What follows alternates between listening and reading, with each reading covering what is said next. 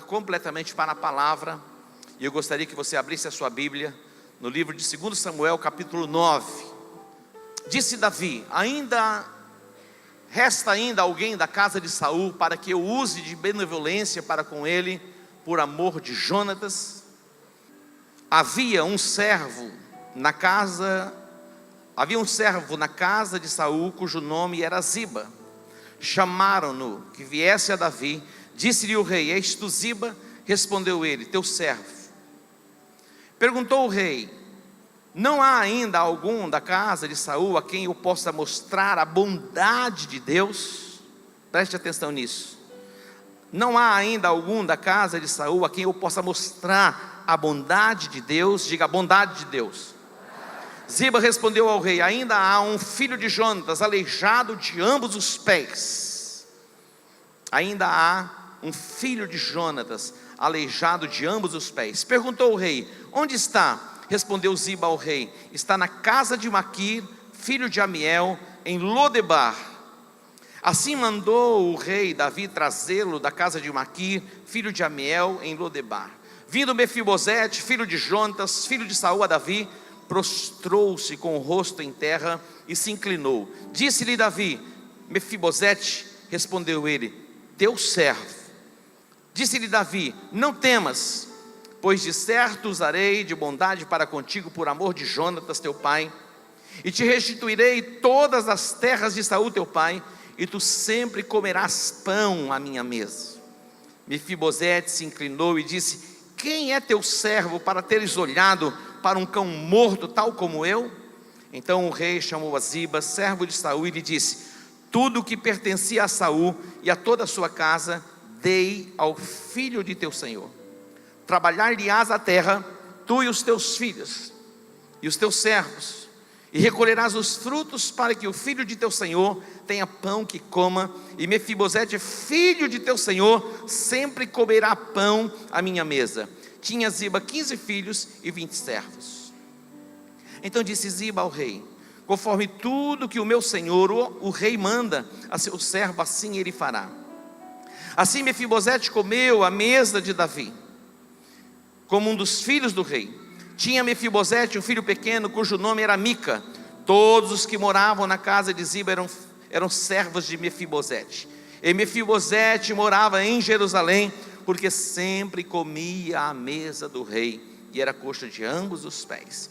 E Mefibosete morava em Jerusalém, porque sempre comia à mesa do rei. Davi, ele assume o trono, quando nós olhamos para o livro de 2 Samuel, depois da morte de Saul, ele vai ser reconhecido como rei de todo Israel. Saul, ele recebe 3 níveis de unção. A primeira, diante dos irmãos, o profeta Samuel.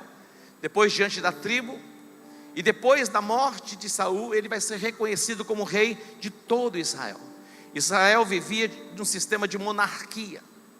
Na verdade, antes do primeiro rei, que era Saul, era um sistema de juízes que governava sobre o povo. Mas as nações, e todas as nações tinham seus reis. Então o povo começa a ver as nações e pede que também um rei seja estabelecido sobre eles. E nós conhecemos a história de Saul. Era um rei perturbado. Regências espirituais das trevas perturbavam a sua alma, a sua mente, e ele ficava mesmo possesso, ao ponto de querer matar Davi. Ele lança contra Davi, ele joga a sua lança para cravar Davi na parede. Davi se desvia e não lança de volta contra Saul a mesma lança que ele recebe contra ele. Mas ele vai ser estabelecido como rei de Israel. E quando ele é estabelecido como rei de todo Israel, e houve guerra entre a casa de Saul, e havia guerra contra os discípulos, aqueles que seguiam a Davi, e muitos da casa de Saul foram feridos na guerra e morreram. Esse texto fala de um personagem chamado Mefibosete. Quem era Mefibosete? Mefibosete, ele era neto de Saul, filho de Jonatas. Ele estava na linhagem de sucessão de reino. Quando ele tinha 5 anos de idade, ele fora traumatizado e ele se tornou uma pessoa aleijada de ambos os pés, com 5 anos de idade. Quando chega a notícia no palácio que Saul havia morrido e Jonatas, o seu pai, havia morrido, A sua ama saiu desesperada e sofreu um acidente, a criança caiu e ele foi traumatizado nos pés e de ambos os pés. E ele saiu de Jerusalém, ele saiu do palácio e ele foi morar num lugar chamado Lodebar, na casa de Maquir. Lodebar é o lugar da insignificância. O lugar, na verdade, de alguém que fazia parte da linhagem real era Jerusalém. Mefibosete já trazia no seu nome a identidade da vergonha. O seu nome significa vergonha destruidora. Já trazia na essência do seu nome. E agora, traumatizado, vai ser levado para a casa de Maquir, morando em Lodebar. Mas o favor de Deus vai alcançá-lo. E ele vai poder ser restituído de uma forma extraordinária e voltar à condição de se assentar à mesa do rei. Nós colocamos esta mesa para que pudéssemos encenar o que vai acontecer com Mefibosete. Mefibosete, na verdade, ele já tinha se adequado e se acostumado a viver no padrão de Lodebar. Nós não temos dificuldade muitas vezes de nos adaptarmos aos lugares. Na verdade, quando você começa a conviver com pessoas de uma cultura, você vai se aculturando e você vai se moldando, e de repente você começa a se parecer com aquelas pessoas. Na verdade, Mefibosete, ele fazia parte da linhagem real e dentro da possibilidade de assumir o trono, mas agora está morando no lugar da vergonha, no lugar da insignificância, fora do propósito. Preste atenção. Todas as pessoas que são traumatizadas e não são curadas dos seus traumas, elas vivem fora do propósito e elas não alcançam o nível de excelência, e muitas delas vivem na insignificância. Os nossos traumas nos impedem de sermos quem Deus nos chamou para que sejamos. Toda pessoa traumatizada, se ela não recebe a cura para os seus traumas, ela vive distante do propósito. Mefibosete, mesmo fazendo parte da linhagem real, tendo o direito de viver em Jerusalém e se assentar à mesa do rei, vai estar morando no lugar da vergonha, no lugar da insignificância. Mas um dia a sua sorte começa a mudar. É possível que ele já tivesse se adaptado a viver naquelas condições. E nós vamos nos acostumando a alguns padrões. Deus quer mudar o seu padrão e elevar o seu padrão para que você viva uma nova dimensão de influência no lugar que Ele te estabeleceu como cidade e como nação. Interessante, porque eu estava pensando, eu nasci em Douradina e cresci em Dourados e fui criado no Evangelho, mas quando eu cheguei pelos meus 17 anos, eu comecei a arrumar algumas amizades. E eu os influenciava e eles também me influenciavam. E algumas coisas já não estavam dando tão certo assim. Meu pai percebeu e falou: vamos embora. Nós nos tornamos a média das pessoas que nós nos relacionamos. Preste atenção. Você vai se tornando a média de pessoas em que você se relaciona. Se você se relaciona com pessoas de níveis elevados de entendimento, de conhecimento, de revelação da palavra, você vai sendo elevado nessa dimensão. Agora, se você se relaciona com pessoas que não têm entendimento, são obtusas e não têm os olhos abertos, você vai diminuindo o seu nível de entendimento e de revelação. A Bíblia diz: anda com o sábio e você vai se tornar sábio. Anda com o sábio e se torna um sábio. A pergunta é: com quem você tem escolhido andar? Quem você tem escolhido ouvir? Quem é o seu mentor? Quem é o seu guru? Que você se acostuma, se habitua, se acultura com facilidade. Há uma cultura que é chamada cultura do reino. Na verdade, nós temos dificuldade quando se fala em monarquia, porque na nossa concepção a monarquia é alguém que explora os seus súditos e vive uma vida de privilégios. Mas a proposta do Pai em Cristo Jesus é que o reino de Deus seja estabelecido na terra.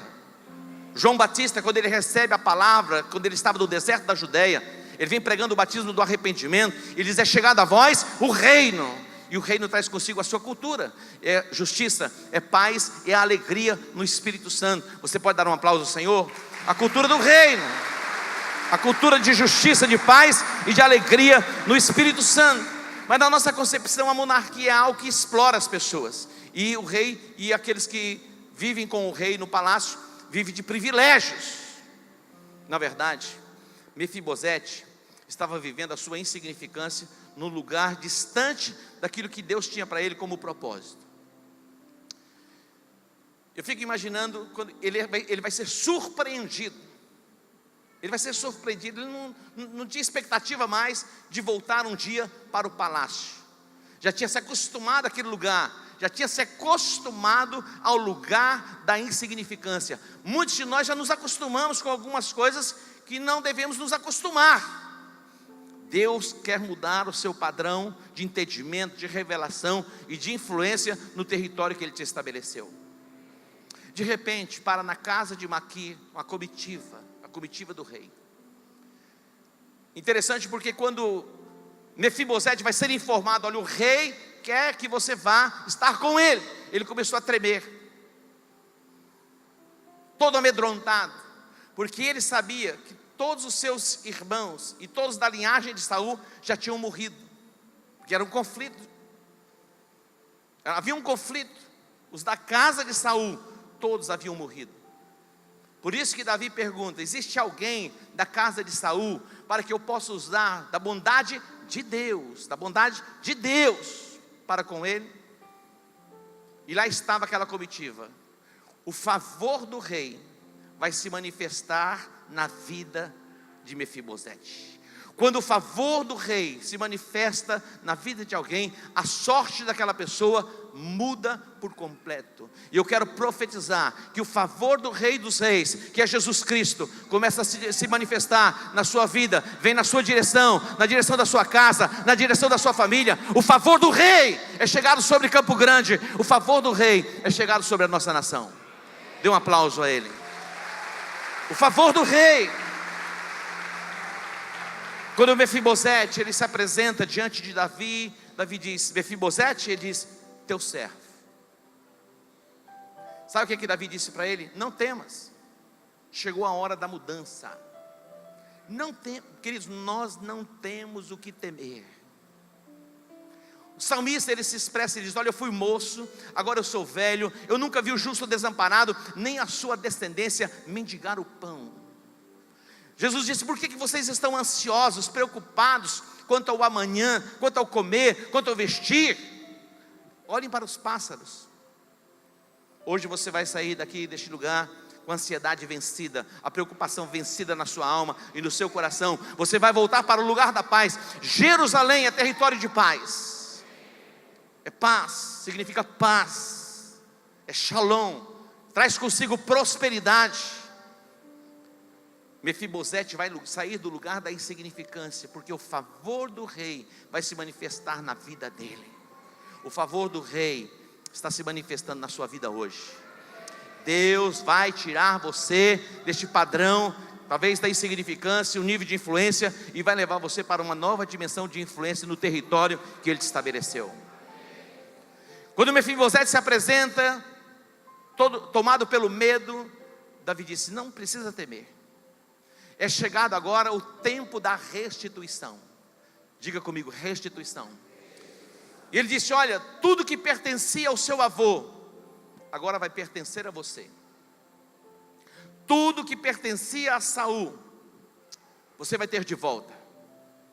E chamou Ziba. Quem era Ziba? Era um servo de Saul, que permanecera com Davi no palácio. Chama Ziba. É o seguinte: você e os teus filhos e os teus servos agora ficarão à disposição de Mefibosete. Aquele homem que até então vivia na insignificância vai se tornar agora patrão e chefe de 35 pessoas, do dia para a noite. Quando Deus decide mudar a sorte, Ele muda a sorte. Existe alguém da casa de Saul para que eu possa usar para com ele da bondade de Deus? A Bíblia diz em João 3,16 que Deus, Ele amou o mundo de tal maneira que Ele enviou o seu Filho unigênito para que todo aquele que nele crê não pereça. O desejo do coração de Deus é que não pereçamos, mas tenhamos a vida eterna. Esta é a dimensão do amor de Deus, onde Ele entrega, Ele dá o seu Filho para assumir o nosso lugar de maldição. Na cruz do Calvário, Jesus levou os nossos pecados. Éramos todos traumatizados. O nosso destino era o inferno. Estávamos debaixo do cetro da opressão, vivendo no império das trevas. Ele nos transportou do império das trevas para o reino do Filho do seu amor. O favor de Deus já está sobre a sua vida. O favor de Deus já está sobre a sua casa. A Bíblia diz que Deus já nos abençoou com todas as sortes de bênçãos nas regiões celestiais. Você é um abençoado por Deus. Talvez você ainda não esteja vivendo nessa dimensão, mas hoje o favor de Deus alcança você. Hoje o favor de Deus alcança a sua casa, alcança a sua família. O favor de Deus alcança toda a nossa cidade. Diga: eu creio que o favor de Deus está sobre a minha vida. Agora observe comigo, versículo 10: trabalhar-lhe-ás a terra, tu e os teus filhos e os teus servos, e recolherás os frutos para que o filho de teu senhor tenha pão que coma. E Mefibosete, filho de teu senhor, sempre comerá pão. Aonde? Aonde? Vamos lá. Quando eu terminar de ler, vocês dão sequência, tá bem? Cultivar-lhe-ás, pois, a terra, tu e os teus filhos, estão preparados? E teus servos, e recolherás os frutos para que o filho de teu senhor tenha pão para aqui, para comer. Mas Mefibosete, filho de teu senhor, mais uma vez, mais uma vez, mais uma vez, ó, o traumatizado vai ser tirado do lugar da insignificância e da vergonha. Volta não apenas para Jerusalém, agora está no palácio. E não vai estar apenas no palácio, vai se assentar à mesa do rei. Glória a Deus. Wellington, vem aqui por favor. Moisés, vem aqui um pouquinho. Mas o que eu quero ilustrar aqui, quando você olha para esta mesa, chega mais um pouquinho para frente.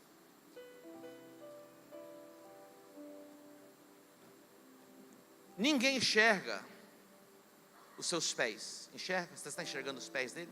Ninguém enxerga. Quando uma pessoa deformada, ela chega à mesa do rei, as deformidades, ninguém enxerga mais. As fraquezas, as debilidades ficam para trás. Olha, esse é o convite extraordinário da parte de Deus.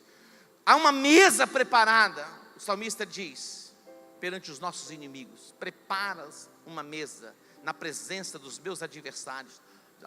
Unge a minha cabeça com óleo e o meu cálice transborda. Mefibosete agora não está em Lodebar, não está apenas em Jerusalém, não está apenas no palácio, ele está sentado à mesa do rei. Naquela mesa só se assentava pessoas nobres da linhagem real. Na mesa do rei não se assenta pessoas comuns. Existe todo um cerimonial para se chegar à mesa. Mas agora Mefibosete, aquele traumatizado, que se expressa dizendo que ele não passa de um cão morto. Na cultura hebraica, o cão não tinha um valor, e ainda mais um cão morto.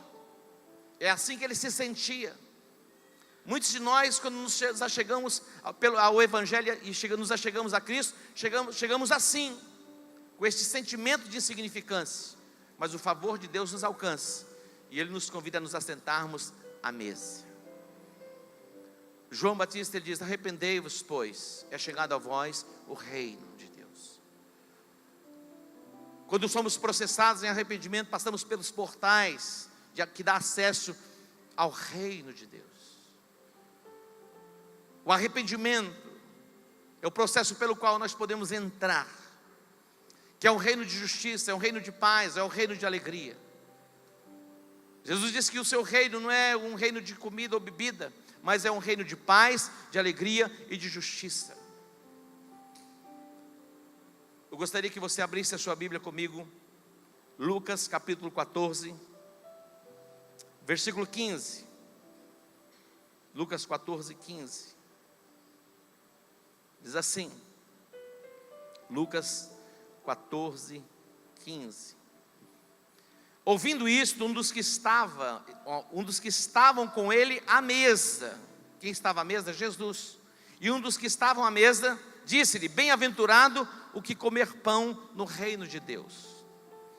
Aí Jesus fala uma parábola e ele diz: certo homem deu uma grande ceia e convidou a muitos. Certo homem deu uma grande ceia, diga grande ceia. E convidou quantos? A muitos. Próximo versículo. E à hora da ceia mandou o seu servo dizer aos convidados: vinde, porque tudo já está preparado. Olha um convite: vinde, tudo está preparado, a mesa está posta, vinde, há banquete e alimento para todos. Mas todos a uma começaram a escusar-se. Disse-lhe o primeiro: olha a desculpa, comprei um campo e preciso ir vê-lo, logo rogo-te que me deis por escusado. Imagina, a ceia era à noite. Quem vai comprar campo e ver campo à noite? Se vê campo durante o dia. Mas ele dá uma desculpa. Próximo. Outro disse: comprei 5 juntas de bois e vou experimentá-los, rogo-te que me deis por escusado. Próximo.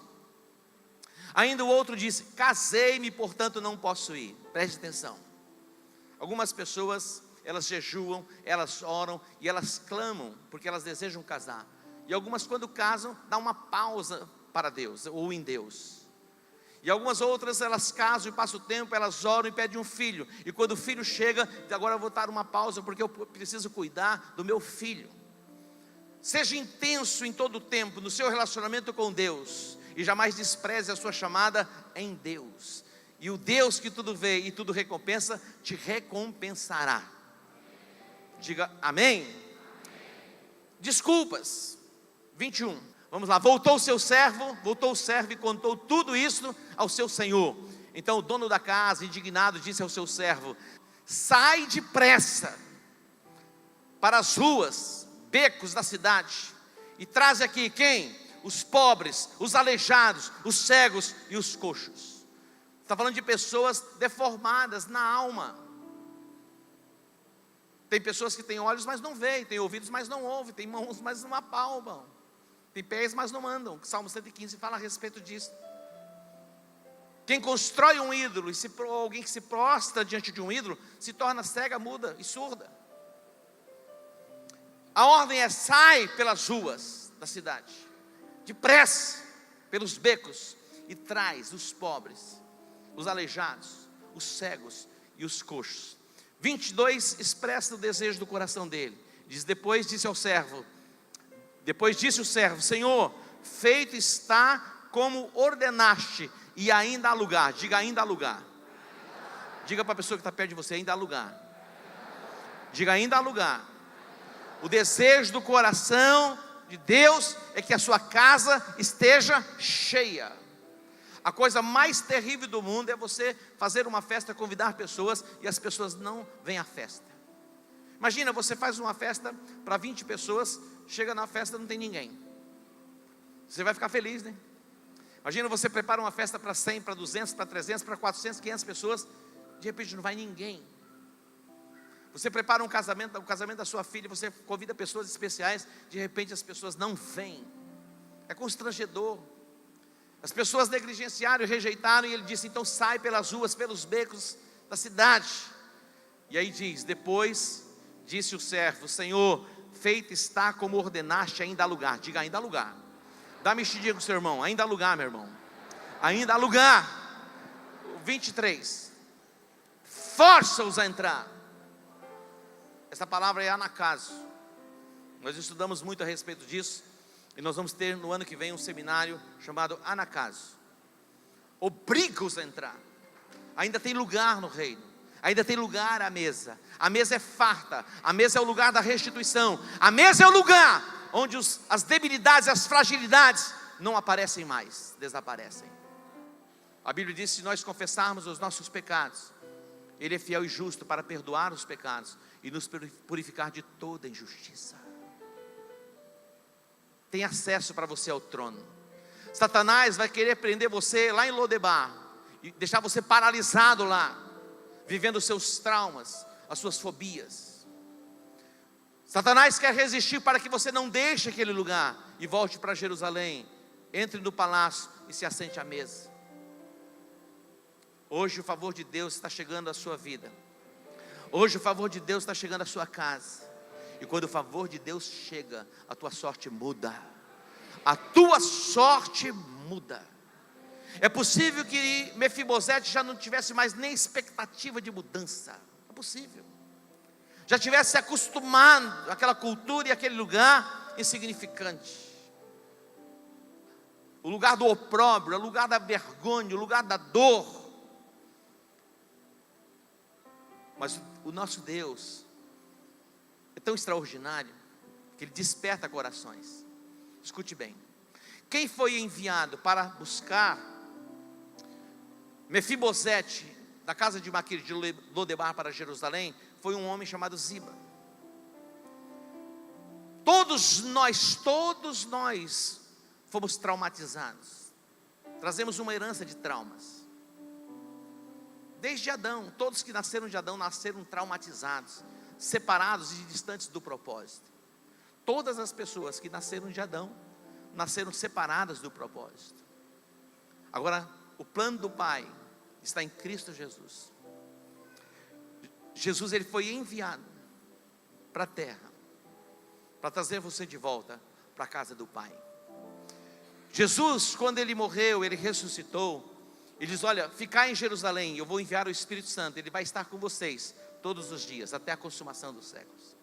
Primeiro o Pai envia Jesus, depois Jesus envia o Espírito Santo, e hoje o Espírito de Deus está aqui falando com você. O Pai quer você de volta à presença dEle, e na presença dEle você vai se assentar à mesa, e não haverá pessoas que poderão ver as suas deformidades e debilidades. Tudo vai ficar para trás. Diga: tudo vai ficar para trás. Tudo vai se fazer novo. As coisas velhas vão ficando para trás e tudo se faz novo.